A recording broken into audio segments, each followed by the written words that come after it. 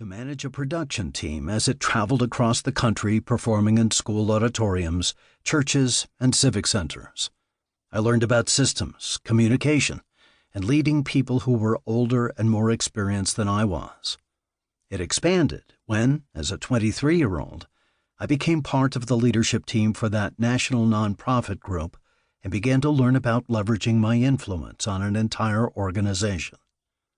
Some people thought I had taken a few steps backward when, at 27, I left the stability of a great job and tremendous responsibility to join the team of a startup church that had no building and only a few hundred people.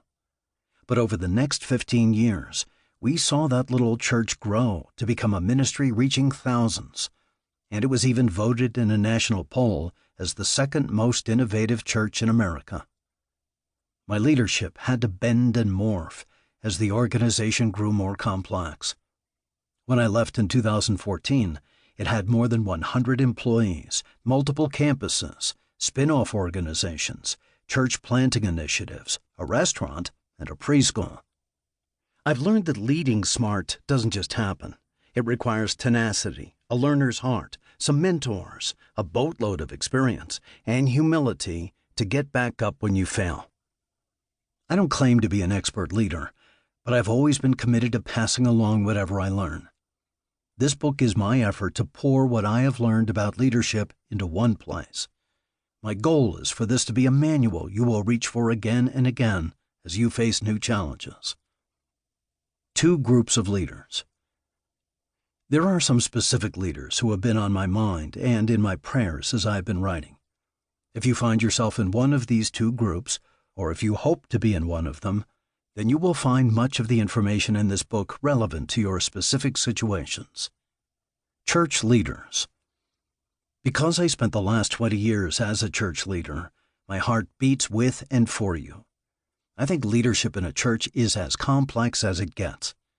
Leading people is difficult for any executive, but when you sprinkle a bit of discipleship and theology in the mix, it pegs the difficulty meter into the red zone. I've written 6 books, including the one you're now listening to, and taught more than 25,000 church leaders because of my passion to help pastors get this right. This book is for you, not because I'm the expert, but because I am learning along with you. Business leaders. Because my feet have remained squarely planted in a local church, business leaders surround me. I have wonderful opportunities to mentor business leaders and help them work through leadership issues. Every week, I have engaging conversations with friends who are on their own leadership journeys in the marketplace. From business owners to entrepreneurs to managers to punch-the-clock hourly workers, I love coming alongside business leaders to help them think through conflict resolutions and strategies or refine their visions. 4 leadership skills. As I worked on this project, certain skills began to emerge that are crucial for any leader to learn at any level of the organization. You will find the pages that follow organized around these 4 categories of leadership thought. Part 1. Be a leader worth following. It all starts right here. Nothing more can be said or should be said about leadership until we deal with the person in the mirror. Because leaders are sometimes isolated, they convince themselves they won't be seen. Since they have paid their dues working up to their positions, they can fall into exceptional thinking, believing they are the exception and the normal rules don't apply to them. This is a section about having the right guardrails in your life, not so you will look more spiritual, but so you can lead with strength in a way that is right and honorable.